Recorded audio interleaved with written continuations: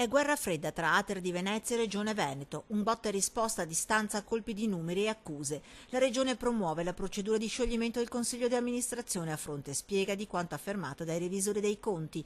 Pronta la replica del presidente dell'Ater, Alberto Mazzonetto. Il CDA ritiene che non ci sia alcun presupposto giuridico per questa procedura di scioglimento perché i revisori, come dice il quarto comma dell'articolo 15 dello Statuto, non hanno rivolto alla Regione alcuna segnalazione rispetto a irregolarità che non esistono. Tra l'altro, spiega, gli stessi revisori hanno approvato il bilancio di previsione 2015. Accuse e difese, la Regione incalza, l'Ater non ha liquidità ma l'ente contrattacca.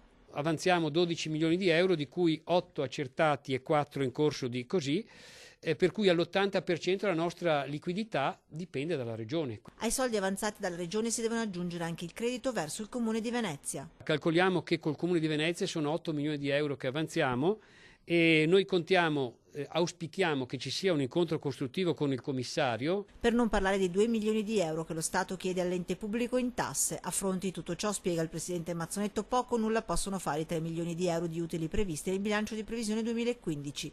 C'è poi la questione recupero delle morosità che l'ente ha deciso di rateizzare per riuscire a portare a casa i soldi.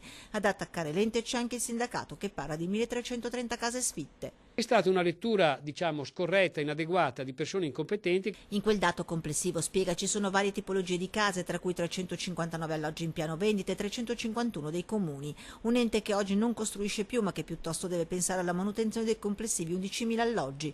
A questo punto, conclude il presidente Mazzonetto, la questione appare più politica che di merito e affonda. È da supporre ovviamente che sia veramente un'iniziativa di carattere politico. Non siamo riusciti, l'assessore non è riuscito a commissariare Mazzonetto la prima volta perché è stato battuto dal TAR e lo riprova con questa seconda occasione.